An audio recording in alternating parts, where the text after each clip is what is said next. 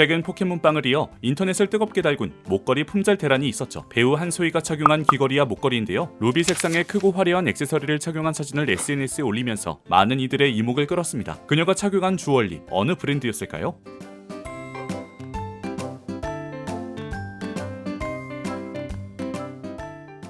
그녀의 액세서리는 다이소에서 판매하는 3,000원짜리 공주놀이 세트였습니다. 한소희 외에 태연도 한 예능 프로그램에서 완구용으로 출시된 다이소 액세서리를 착용하고 나온 적이 있죠. 그뿐 아니라 김하늘, 설현, 엄지 등도 다이소를 선택했죠. 이렇듯 다이소의 가성비 제품들이 인기를 끌고 있는데요. 물론 다이소 붐을 일으킨 연예인들은 패션 아이템이 아닌 놀이를 위한 용도로 구매했지만 저렴하게 옛 추억을 소환하기 위한 다이소는 대중들의 이목을 끄는 데 성공했다고 볼 수 있습니다. 다이소는 비단 완구뿐만 아니라 각종 가성비 아이템들을 판매하는 걸로 잘 알려져 있는데요. 특히 1인 가구에게는 가히 없어서는 안 돼 이마트와 같은 존재죠. 저가마트의 고유 명사가 된 다이소. 이러한 균일가 매장은 언제부터 시작됐을까요?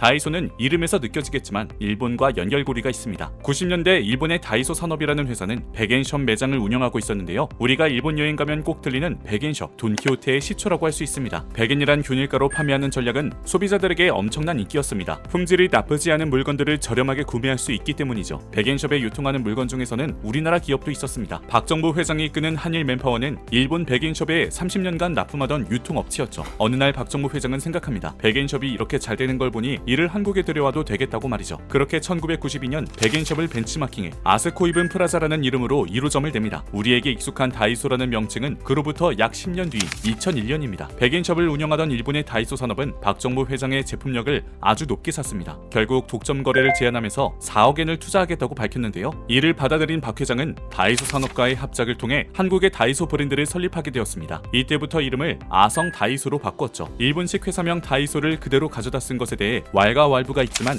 박정부 회장은 마치 다이소를 떠올리게 하는 이름이 매력적이라 일본 상호명을 갖다 쓰게 됐다고 밝힌 바 있습니다. 5개의 점포로 시작한 다이소는 폭발적으로 점포 수를 늘려 현재는 전국 1,300여 개의 점포를 운영하고 있습니다. 그뿐만 아니라 다이소는 코로나 팬데믹의 여파에도 높은 실적을 기록했는데요. 지난해 매출은 무려 2조 4,219억 원에 달합니다. 2조 원을 넘지 못한 스타벅스보다도 더 큰 매출을 기록했습니다. 다이소의 인기 비결은 무엇보다 착한 가격일 텐데요. 아무리 적은 돈도 그 속에 담긴 땀의 가치는 크기에 1,000원의 가치를 소중하게 여기는 균일가 정신을 한결같이 지키겠다는 다이소의 기업 정신이 소구력이 있었던 것이죠. 폭발적인 인플레이션으로 전 세계가 시름을 앓고 있는 지금 다이소는 가뭄 속 단비 같은 존재가 되었습니다.